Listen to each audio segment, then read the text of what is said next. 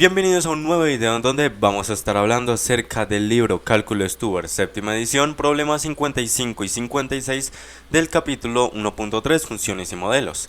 Acá nosotros tenemos enunciados bastante largos con tres apartados, A, B y C. Empecemos con el primer ejercicio, que sería el 55. Nos comentan que un barco se está moviendo con una velocidad constante de 30 km/h, paralelamente a una costa recta. Ok, el barco está a 6 kilómetros de la costa y pasa por un faro al mediodía. Ok, listo, ya entiendo. Ahora, A. Exprese la distancia S entre el faro y el barco en función de la distancia D, de modo que S es igual a F de D, y exprese D como una función de T, el tiempo transcurrido desde el mediodía. Encuentre G, de modo que D es igual a G de T, y encuentre la composición. Primero vamos a solucionar el apartado A, ¿les parece? Pero antes vamos a definir cuáles variables tenemos nosotros. D, ¿qué vendría siendo? D sería el recorrido total que tiene aquel barco en movimiento. Listo. ¿Qué sucedería con S, por lo tanto? Sería la distancia entre el barco y el faro. Y por último tenemos T, que sería el tiempo en horas desde el mediodía, desde que pasa aquel faro, ¿cierto? Muy bien, ya que tenemos aquello, entonces ahora sí, empecemos con el apartado A. En el apartado A nos van a pedir que nosotros expresemos S en función de D, de modo que S sea igual a F de D. Listo. Esta situación va a formar un triángulo rectángulo. ¿De qué manera? Cuando nosotros hacemos un triángulo rectángulo sabemos que hay un ángulo que es recto, 90 grados. Si acá en este punto está el barco y acá en este punto está el faro, ¿qué sucedería? Por lo tanto, la hipotenusa vendría siendo S, ya que es la distancia entre el barco y el faro, y luego nosotros tenemos dos catetos. En esos dos catetos van dos valores y correspondientemente. Entonces primero hagamos la costa. Por acá queda la costa, ¿cierto? Listo. Este cateto sería de D, la distancia que el barco ha recorrido a lo largo de la costa. Y luego tenemos acá un cateto de 6 kilómetros, que es la distancia del faro a la costa. Muy bien, ya que nosotros conocemos ese triángulo rectángulo, vamos a utilizar un teorema bastante importante para relacionar todas las variables. Ese teorema sería el teorema de Pitágoras. S de D, ¿qué vendría siendo? Este S va a tomar un cateto al cuadrado y lo suma con otro cateto al cuadrado dentro de una raíz cuadrada, para así poder darnos el valor de la hipotenusa, es decir, la raíz cuadrada de D al cuadrado más 6 al cuadrado. Listo, 6 al cuadrado es 36. Por el momento no vamos a efectuar ninguna operación con D al cuadrado, porque no conocemos su valor. Listo, así nos quedaría. ¿Qué vendría siendo ese S de D? Lo cual significaría F de D. ¿Qué significaría? La distancia entre el faro y entre el barco y el faro con respecto a la distancia recorrida por el barco.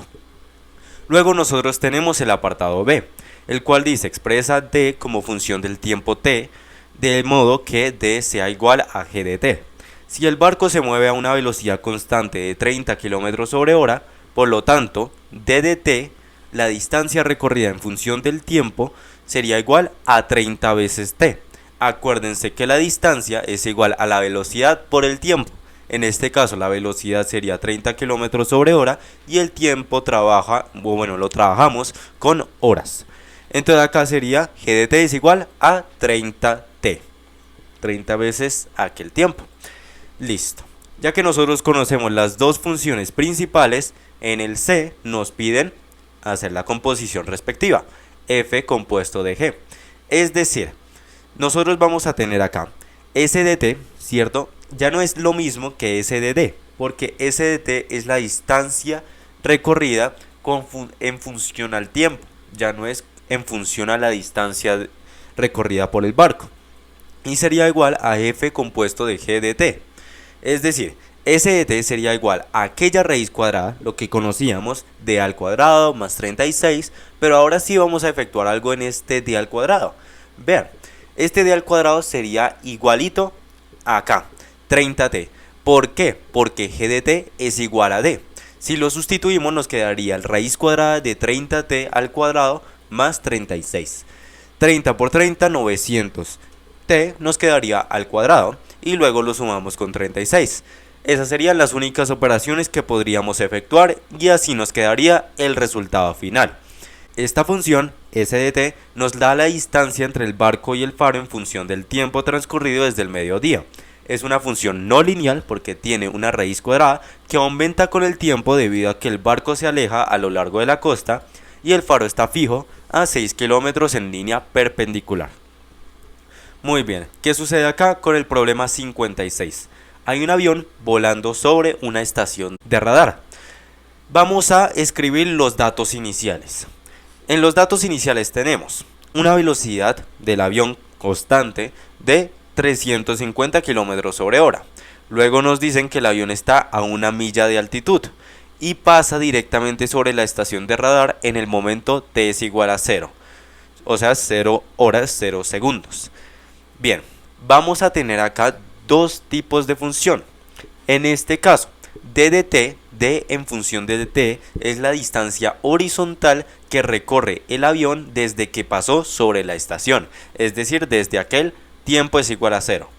¿Qué sucedería con s de t? S de t ya es otra cosa, ya es diferente. Ya sería la distancia desde el avión hasta la estación de radar en línea recta.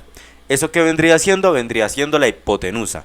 Y la hipotenusa se va moviendo a medida que aquel avión se va desplazando horizontalmente. Listo. ¿Cómo nos quedaría? Acá otra vez tenemos un triángulo rectángulo. Y sabemos que tenemos una hipotenusa S en función del tiempo. Ahora, si el avión está acá y la estación de radar está por acá, ¿qué sucedería? Nosotros conocemos que hay dos catetos. Un cateto está fijo, que sería este de acá, la altura, 1 milla. No dice que desciende, no dice que se eleva más, simplemente 1 milla fija. Y luego nos dicen que hay otro cateto que es D en función del tiempo. Mientras más tiempo pasa, más se va a desplazar horizontalmente. Lo mismo con S de t. Mientras más tiempo pasa, diferente sería la distancia entre aquellos dos puntos, avión y estación de radar. Empecemos con el apartado A. ¿Qué nos dice? Expresa d en función del tiempo t. Si la velocidad del avión es constante, ya lo conocemos, como estamos trabajando con millas por la altitud que nos dan en millas, convertamos entonces la velocidad. 1 milla es igual a aquel valor en kilómetros. Por lo tanto, ¿cómo nos quedaría? 350 kilómetros sobre hora, aplicamos el factor de conversión y acá ¿qué tenemos que hacer? Nosotros debemos colocar aquellos valores de tal modo que los kilómetros se puedan cancelar. Es decir, la milla va arriba y aquel valor, el correspondiente de milla, pero en kilómetro, iría abajo. Listo. Así, de tal forma que kilómetro se cancela con kilómetro y nos quedaría una división entre el 350 y el 1,609, lo cual nos daría aproximadamente 217,48 millas sobre hora. Ese sería el valor para lo que sería la velocidad, pero en millas sobre hora. ¿Cómo nos quedaría, por lo tanto, la distancia en función del tiempo? Sabemos que distancia es igual a velocidad por el tiempo. ¿La velocidad de cuánto fue que nos dio? 217,48 millas sobre hora. El tiempo es una variable que va a ir cambiando, entonces por el momento no tiene un valor. ¿Qué sucedería con el apartado B? Acá nos van a pedir expresa S en función de la distancia. Bien, el triángulo rectángulo formado por la altitud y la distancia horizontal nos dio algo, ¿verdad? Resulta que mientras más va desplazado este avión, más va a cambiar.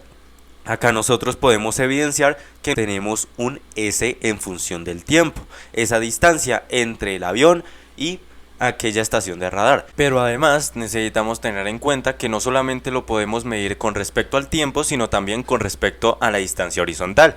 Pues ¿qué sucedería si el avión se sigue desplazando y llega a este punto? Entonces nosotros tendríamos esta línea de acá, ¿cierto?